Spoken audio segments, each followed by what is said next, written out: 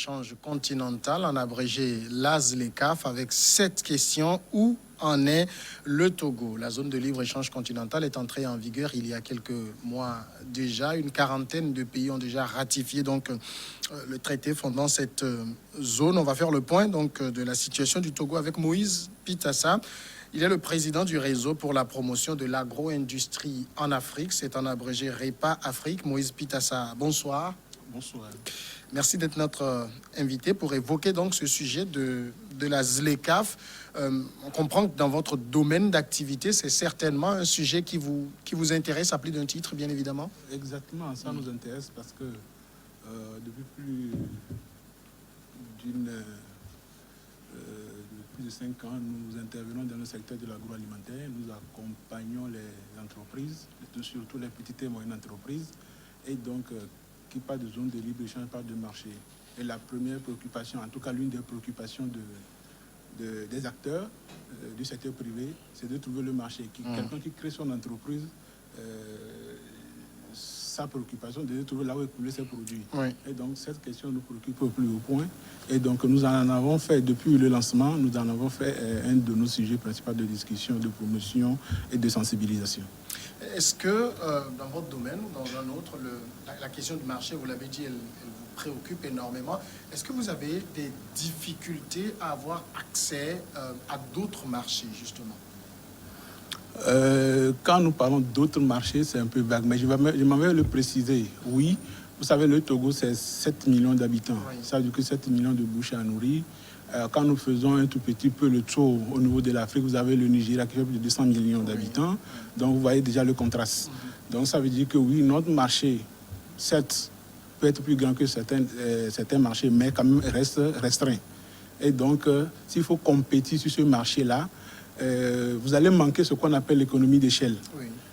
Vous allez produire, mais vos coûts ne peuvent pas profiter à grande échelle. Vous ne pouvez pas produire à grande échelle et pour vous faire certaines économies. Donc vous allez plus rester dans des charges fixes et donc des charges qui ne vont pas varier, quel que soit ce que vous produisez. Donc vos coûts, le prix de revient sur le marché va être plus cher et donc moins compétitif.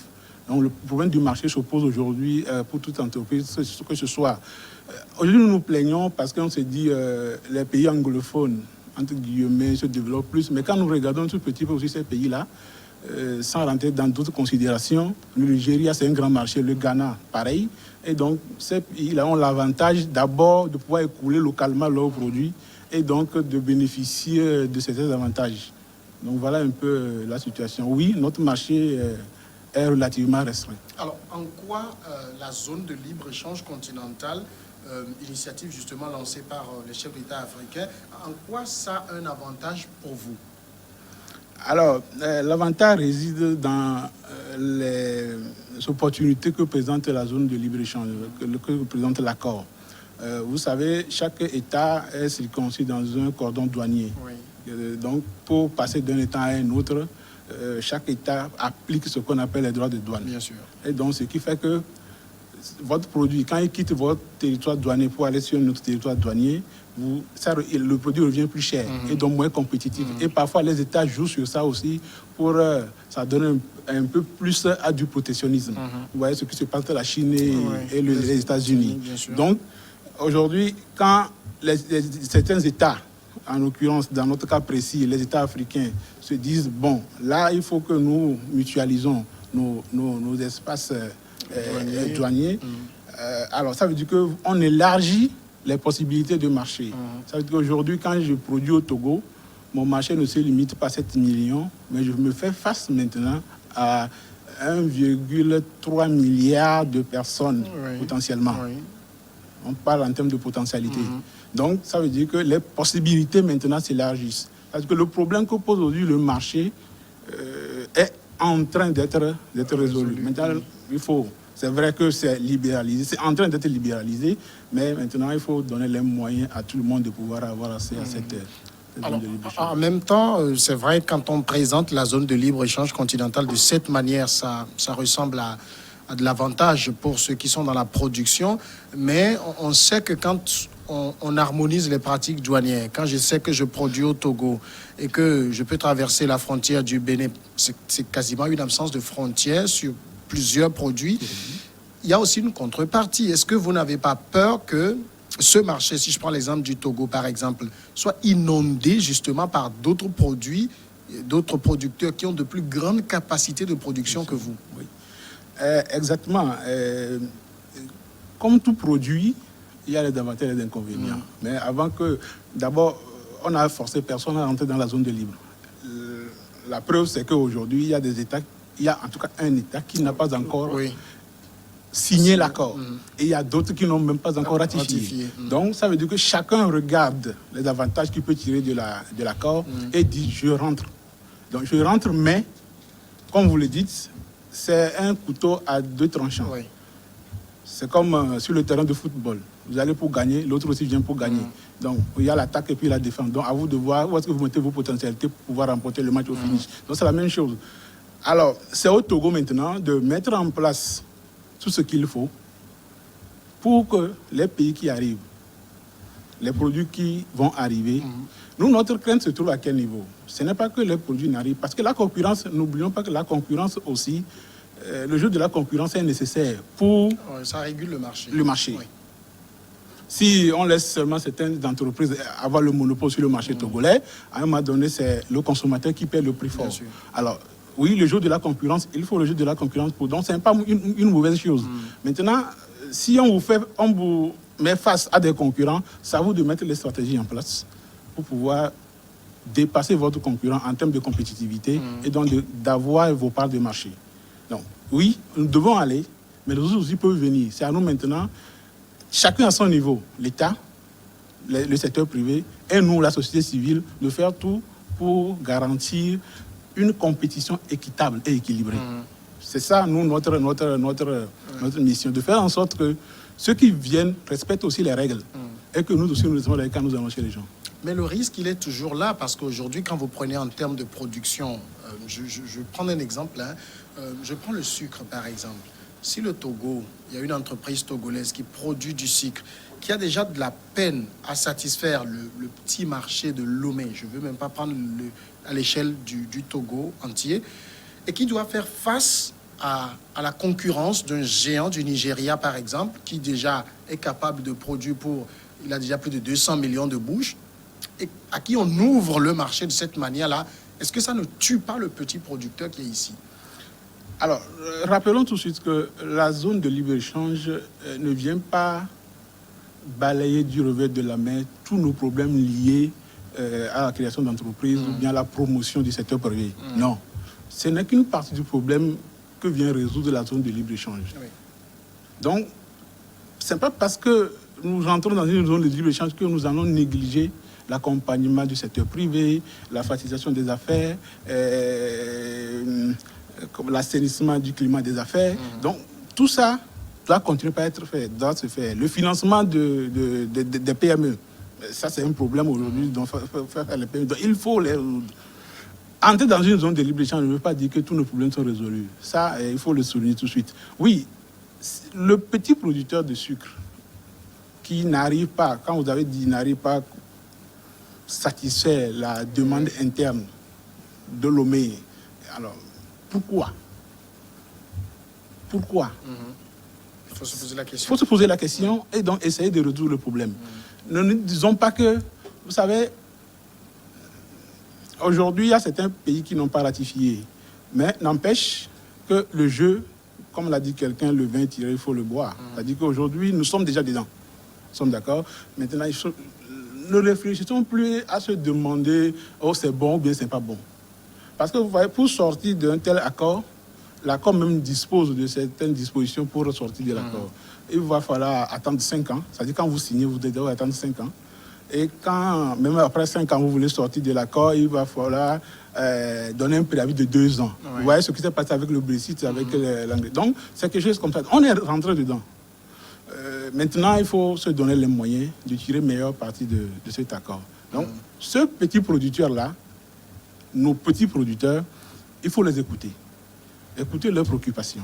Et c'est ce que nous essayons de faire, c'est de démocratiser le débat, de décentraliser le débat, pour que ça ne soit pas seulement un débat d'initiés, un débat d'experts, un débat technique, mais le rapporter à la base, pour que chacun essaie d'exprimer ses préoccupations.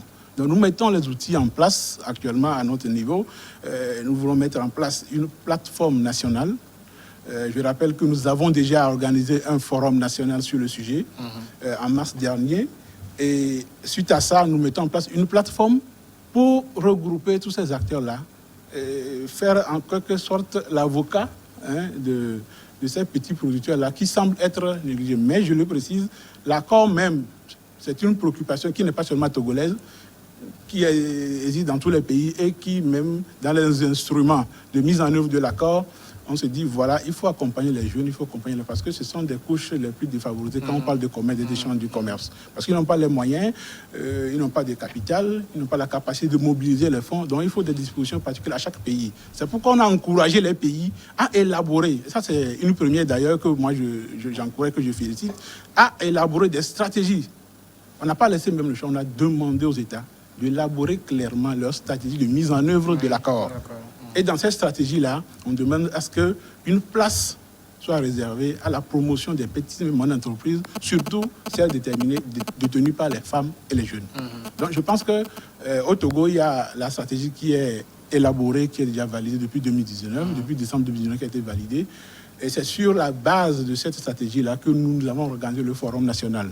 Parce qu'il y a une grande partie qui concerne la sensibilisation, la formation, la communication. Et donc, nous nous sommes basés sur... il y a toute une matrice d'action dans la stratégie. Donc, nous aussi, nous apportons notre pierre à la construction de...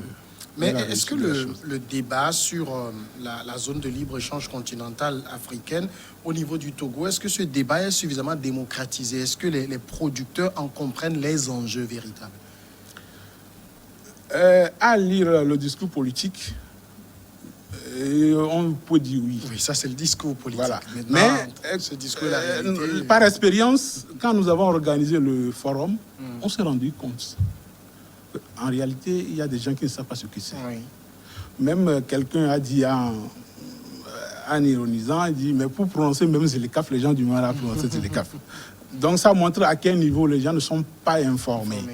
Les gens ne sont pas informés pourquoi? Parce que les gens ne maîtrisent pas aujourd'hui les canaux de communication par rapport à la ZLECAf au niveau national. Les gens ne maîtrisent pas le schéma au niveau national. Et donc, nous avons mis par exemple en place une plateforme WhatsApp. Donc, quiconque veut adhérer à cette plateforme peut adhérer à cette plateforme. On a déjà près de 200 personnes qui sont sur cette plateforme-là. Et donc, nous communiquons. Actuellement, nous avons un programme de lecture. Chaque jour, il y a un article de l'accord que nous laissons sur la plateforme. Donc, pendant 24 heures, vous avez le temps de lire et de poser des questions. Et si nous n'avons pas les réponses à notre niveau, on a une autre plateforme d'experts. Donc, les questions sont déversées sur cette plateforme d'experts au niveau national, donc qui peuvent apporter des éléments de réponse à la préoccupation des gens. Donc, je pense que ce matin, on était déjà à l'article 27, qui consistait à le retrait d'un pays par rapport de l'accord. Et donc, ça, ce sont des actions qui permettent à ce que les gens d'abord comprennent de ce qu'il s'agit. Il faut posséder l'accord, posséder son contenu et savoir. Parce que si c'est comme je l'ai dit, c'est un terrain de jeu, comme un terrain de football, hein, vous venez, mais il y a des règles. Donc, si vous ne respectez pas les règles, vous allez être sanctionné ou vous allez même perdre. Donc, exactement, l'accord, hein, il y a tout un arsenal de règles qui encadrent l'accord. Je prends par exemple le cas des règles d'origine. Il n'y a pas de zone de libre-échange sans règles d'origine. C'est le cœur même de chaque accord de libre-échange. Les règles d'origine, c'est quoi? C'est comment on fait pour savoir, puisque l'accord circonscrit des territoires donnés. Par exemple, la ZLECAf, c'est l'Afrique, le continent africain. Mais comment on fait pour savoir que les avantages tarifaires que confère l'accord à certains produits et services, comment on fait savoir que ce produit-là peut en bénéficier ou non, vient de ce territoire? C'est comme les règles d'origine. Donc, il y a des critères clairs établis par l'accord pour conférer l'originalité à un produit, l'origine à un produit, qui dit que voilà, ce produit vient de l'Afrique, vient d'un État partie de l'accord, et donc peut donc bénéficier des avantages tarifaires par rapport à prévus par l'accord. Et donc, ces règles d'origine-là, il faut que, quand je suis entrepreneur, quand je suis du secteur privé, quand j'ai un produit, quand j'ai un service que je veux exporter, il faut que je prenne connaissance de ça. Ce n'est pas quand j'ai trouvé un client et puis bon, je veux envoyer, que je ne commence pas à chercher. Non, il faut s'informer d'avance. Ça peut orienter, mais le fait de connaître ces règles d'origine peut orienter même sur quel marché je peux y aller. Oui. Vous voyez, sur quel marché je peux y aller. Et donc, il faut que les gens s'informent. Donc, nous sommes donné ce devoir-là, d'informer, de sensibiliser. Ça vient de commencer, hein, et ça, c'est parti pour rester longtemps. Parce qu'on ne crée pas une zone de libre-échange pour le fermer d'ici 2 ans. Donc ça va rester longtemps. Et donc il ne faut pas être pressé, mais aller intelligemment pour que les gens s'intéressent à la chose. Alors justement, on sait que dans le cadre de la ZLECAf, ce n'est pas tout ce qui est produit sur le continent qui est concerné. Il y a une liste de produits justement qui sont concernés par cette zone, mais le débat, il est toujours là, parce que moi, c'est un sujet que j'ai eu quand même à traiter dans le cadre d'une recherche donnée. Et on voit beaucoup de critiques. Aujourd'hui, vous avez des pays comme le Nigeria, géant d'Afrique, qui est capable de se lever demain, de fermer ses frontières avec les autres pays. Quand on a de ces réflexes encore présents sur le continent aujourd'hui, est-ce que vous y croyez dans cette ZLECAf? Oui, j'y crois. Ouais, on peut ne pas croire, parce que c'est la foi qui guide toute action. Mais nous sommes en matière commerciale. Et donc on y croit, chacun vise ses intérêts. Oui, sûr. Chacun vise ses intérêts. Et c'est pourquoi on encourage chaque État à faire de même. C'est-à-dire que vous allez en négociation, c'est pour tirer meilleure partie de l'accord. Ce n'est pas pour aller donner. Donc c'est à vous, si vous n'avez rien à défendre, ben les autres ont quelque chose à défendre. Vous voyez, c'est pourquoi nous encourageons nos politiques, ceux qui vont dans ces négociations-là, à d'abord consulter les acteurs et partir avec une position donnée qui arrange tout le monde. Et ceux camper sur cette position-là, il y a au cours du forum, on nous a rapporté des cas où, parce que ces négociations sont basées sur un principe, c'est le consensus. Oui, c'est le consensus. C'est-à-dire qu'on vient, on débat. Si un seul pays dit non, je ne suis pas d'accord, c'est bloqué. Oui. Donc si le Togo aujourd'hui va et dit bon, ce que vous dites là, moi ça ne m'arrange pas. Donc ça veut dire que les négociations sont bloquées. Il faut qu'on arrive à trouver une position commune. Voilà. Donc c'est comme ça que ça se passe. Et donc chaque pays doit chercher à tirer meilleur parti de cet accord-là. Et nous aussi, nous devons faire de même. C'est pourquoi décentraliser le débat, le démocratiser, c'est important pour recueillir vraiment les besoins. De Covid aussi qui est rentré dedans, a changé beaucoup de choses. Et nous l'avons dit à qui veut l'entendre. On a élaboré notre stratégie avant, c'est en 2019 qu'on l'a validé, avant que 2020 n'arrive, que Covid rentre. Alors que nous savons que Covid a tout changé. Au niveau du commerce, voilà, les gens n'ont plus les matières premières qui grimpent, les entreprises ne tiennent plus, certaines sont fermées. Donc ça fait naître d'autres besoins du secteur privé. Les besoins auxquels ils ne sont pas préparés. Donc aujourd'hui, il faut revoir tout ça, réanalyser tout ça, et donc pour prendre en compte les besoins naissants, mais qui sont réels sur le terrain. Au niveau de parce que sur le continent, c'est vrai qu'aujourd'hui, on parle d'une zone de libre-échange continental, mais on a déjà des zones de libre-échange en miniature. La CEDEAO, par exemple, est une zone de libre-échange qui clame clairement le principe de la libre circulation des biens et des personnes. Mais vous voyez toutes les difficultés qu'on a, rien que dans ce principe qui est contenu dans le traité fondateur même de la CEDEAO. Maintenant, quand on se met à l'étape continentale, ça justifie la question que je posais tout à l'heure. Est-ce qu'on y croit? On y croit? Est-ce qu'on est prêt à cela? Oui. Cette manière de penser, je l'accepte. Mais il y a une autre manière de penser. C'est-à-dire que le fait d'avoir expérimenté à petite échelle, cette manière de faire fait qu'aujourd'hui, l'accord sur la zone de libre-échange continentale africaine bénéficie des expériences des communautés économiques régionales. Donc aujourd'hui, même l'accord le dit, l'accord de libre-échange le dit qu'il faut tirer profit des expériences au niveau des CER, c'est-à-dire que les communautés économiques régionales. Donc il faut tirer un bénéfice de ces expériences-là pour ne pas commettre les mêmes erreurs. C'est pas, vous allez voir aujourd'hui, le problème de règles d'origine dont je parlais, c'est fondamental parce que dans le cas de la TEC, de CEDEAO, que ce soit de CEDEAO ou bien de l'UEMOA, le problème s'est posé. C'est-à-dire que vous allez tout faire, par exemple, entre le Ghana et le Togo. Bon, moi, je suis du secteur privé, c'est de quoi je parle. Vous achetez une matière première au Ghana, qui est produite au Ghana, et vous demandez le certificat d'origine. Bon, le fournisseur vous livre le certificat. Mais quand vous arrivez au niveau de la douane, ben, ils font comme s'ils ne connaissent pas les papiers. Donc, du coup, ça change tout. Donc il y a des difficultés qui existent. C'est pourquoi, la dernière fois, on nous a rassuré, nous avons posé la question, on nous a rassuré qu'aujourd'hui, tout est en train d'être fait pour que les procédures administratives ne viennent pas, ne constituent pas un blocage. Et ça rentre dans le cas ce qu'on appelle la facilitation des échanges.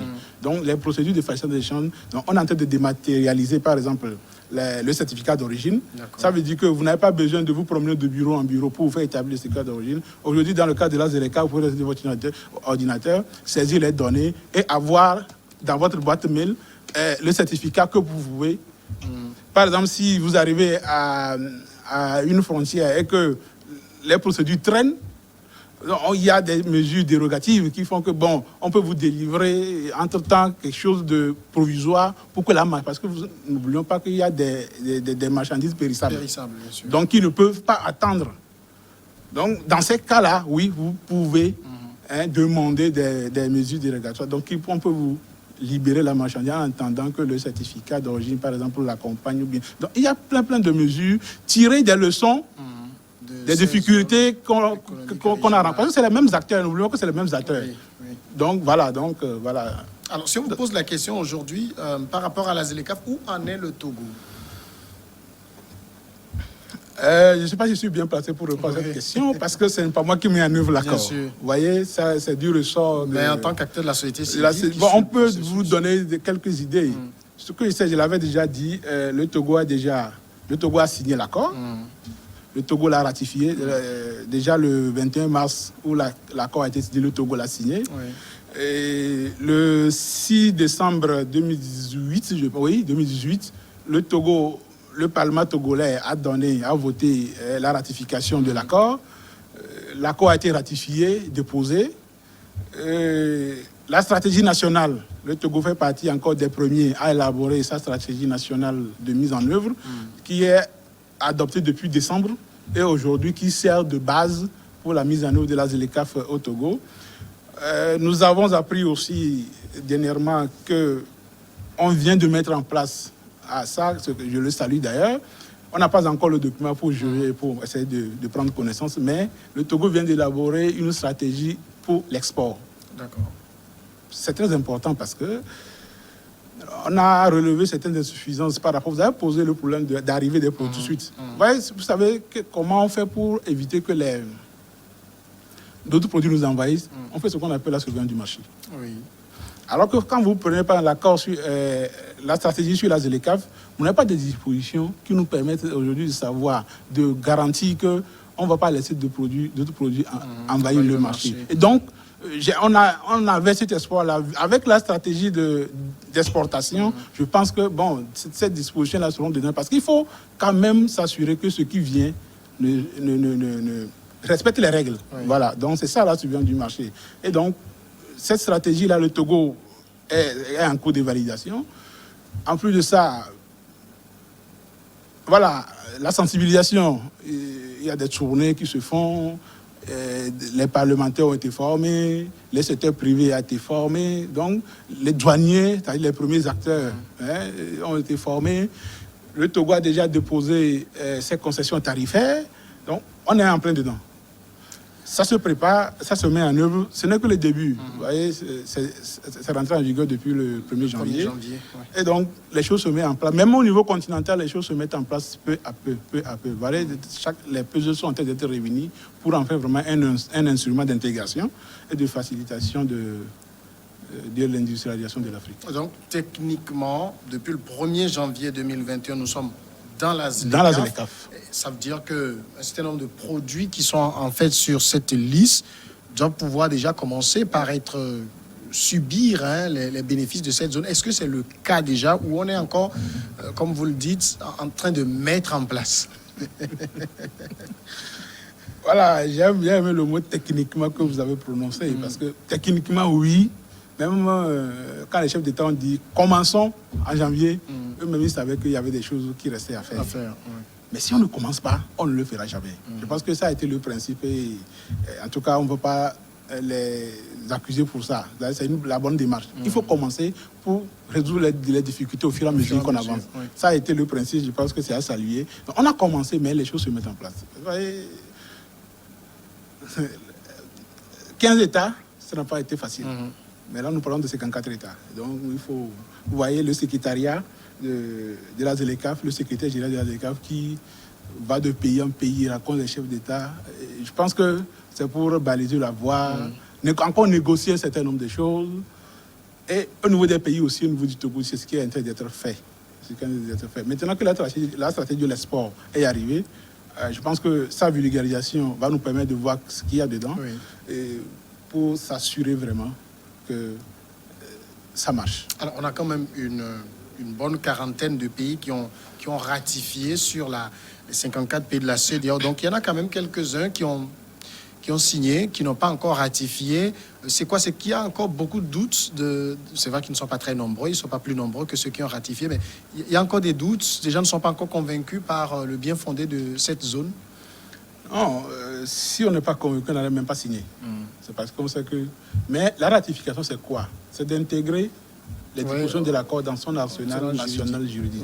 Voilà. Donc, par le Parlement, justement. Chacun a ses réalités. Nous sommes d'accord? Chaque pays a ses réalités. Donc, il faut que ce que vous allez ratifier soit en accord avec certaines dispositions que vous avez au niveau national. S'il n'y a pas d'accord, il faut d'abord essayer de se mettre en accord avant d'aller ratifier.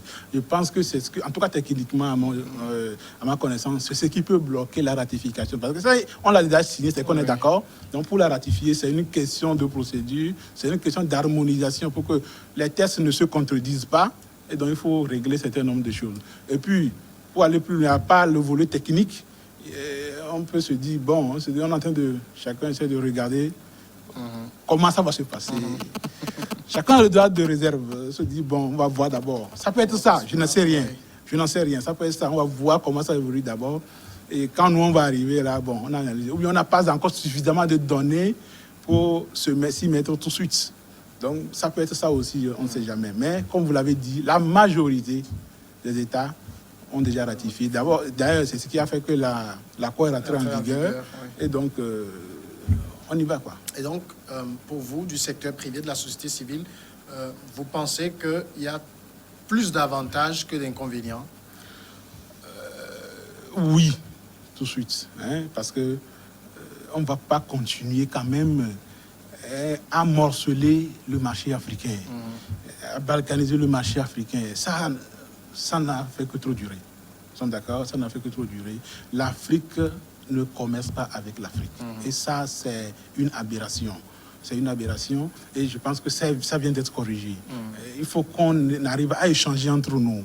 Il faut qu'on cesse de toujours nous tourner vers l'Europe, de toujours nous tourner vers l'Asie. Aujourd'hui, pratiquement, pour s'équiper en machine de production, il faut aller en Asie. Il faut aller en Asie. Alors que si on se retourne vers nous, on peut en avoir, on peut avoir au Nigeria. On peut avoir au Nigeria. Aujourd'hui, ce n'est pas seulement les biens qui sont libéralisés, mais aussi les services.